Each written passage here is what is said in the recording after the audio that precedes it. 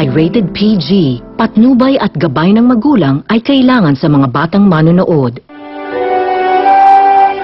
Ibig sabihin na, Ate Felina, kapag umaga, ganyan ang itsura mo. Kapag gabi naman, taong pusa ka. Ang galing! Siguro, nagulat ka dahil mapanghawak ko ngayon at hindi gloves. Pinagbawalan na kasi ako lumaban. Nagkaroon ng crack ang bungo ko eh.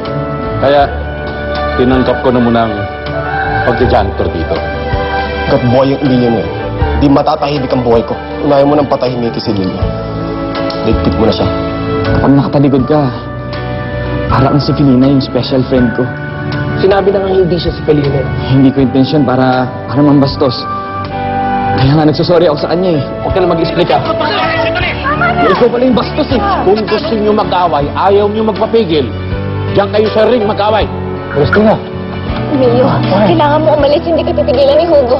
Gusto ko niya ipapatay. May mga narinig akong kataong usap na nagagawa nito. Sumama ka na sa akin. Baka ikaw ang pagbalikan ng galit ni Hugo. Ang ibig mo sabihin nito, Liberty, magkakabali ka na kayo ni Hugo. Kaya ako nga sinadyang magkagulo silang kapatid. Para naman matikman natin yung buhay mayaman.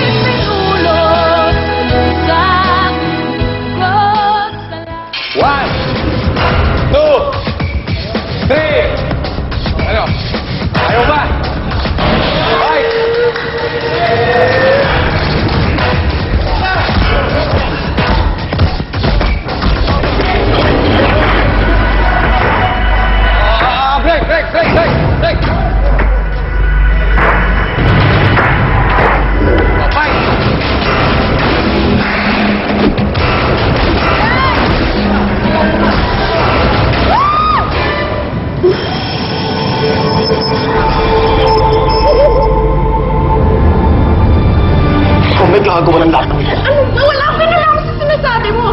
Yung peking doktor. Kaya nalaman ni Celestina lahat. Anong kinalaman ng peking doktor dito? Aba, hindi ko alam. Malay mo kagawan din ni Celestina lahat ito para makasama yung lalaki niya.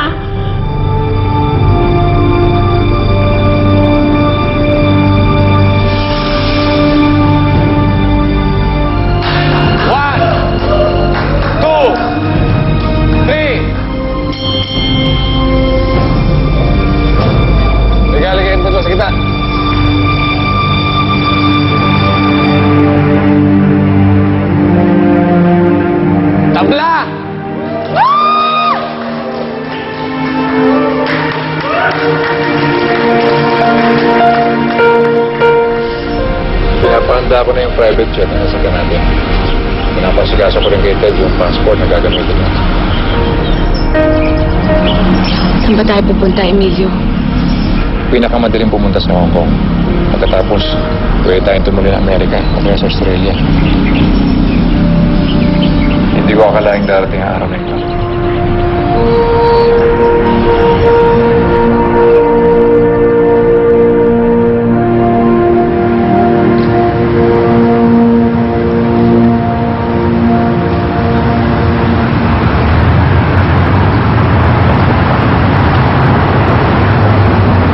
Halika na, Johan. Hindi na tayo. Inom ka pa ng gamot mo para mawala yung sakit ng katawan mo.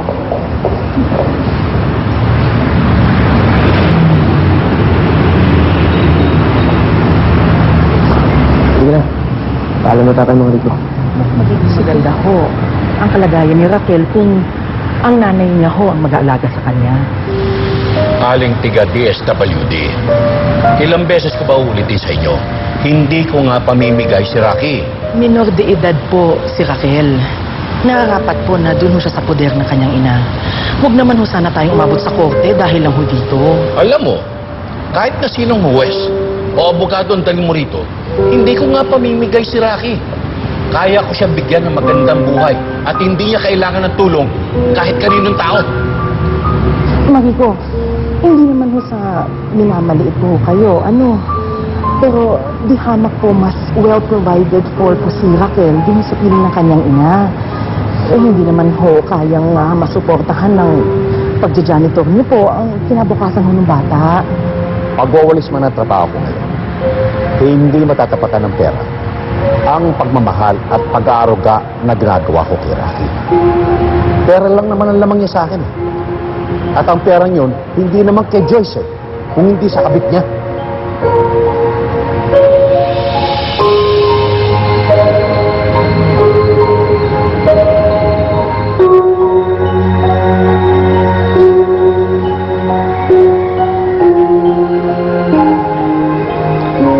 Nabalitaan ko ang nangyari. Hindi ba yung si Joaquin kababata ni Felina? Oo, Bolo. Baka naman nagselos siya dahil nagiging masyadong malapit ka na kay Felina. Imposible yan, Lo. Magkapitad lang po ang turingan nila. Baka po kasi nag-aalala lang si Joaquin na lokohin ko si Felina, kaya ganun na lang kalaki ang galit niya sa akin. Ano ba iniisip mo si Mang Rico?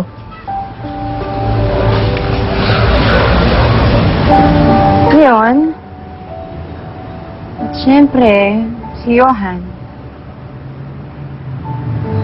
Sigurado masakit yung katawan nun. Alam mo, hindi naman kasi sanay makipagsuntukan yun eh. Alam mo, pareho kami nag-boxing. Pareho kami nasaktan at nabugbog. Ba't ka nagkakaganyan? Ba't mo ba kinakapihan yun? Ako kasama mo siya, inaalala mo. Gusto mo malaman ko bakit ako nagkakaganito? Gusto mo? Iwan ko sa'yo.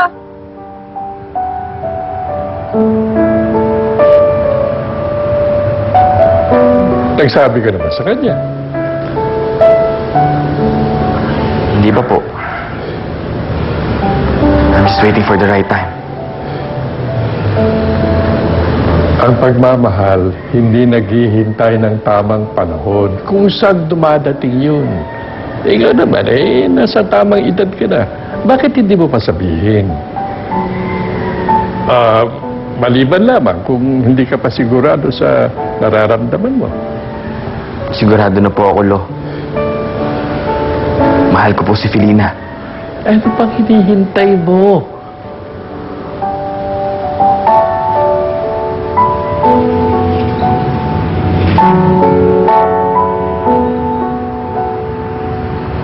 Kuya Waki? Kuya? Nagtatampo ka pa rin ba sa akin? Alam mo, nag-aalala rin naman ako sa'yo eh. Takot din ako na masaktan ka. Siyempre, ikaw ata ang Kuya Waki ko. Sandali ah.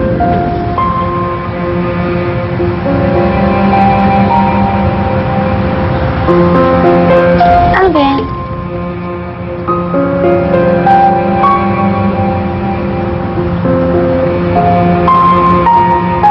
Ang lahat ng nandito ay alaala ng nanay ko.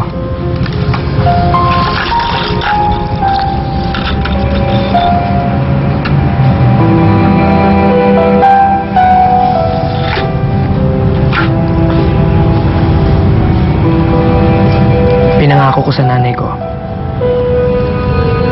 na ibibigay ko ito sa babaeng mamahalin ko habang buhay.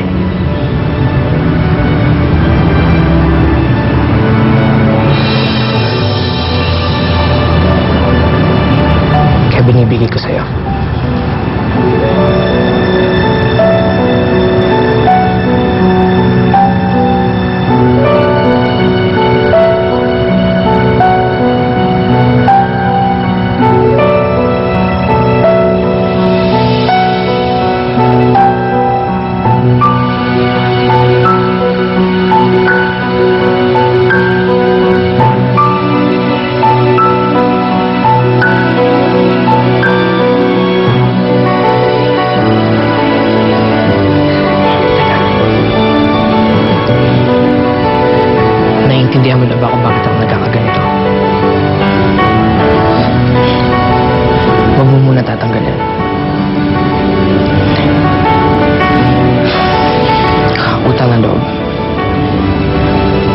intindihin mo muna lahat ng sinabi ko sa'yo.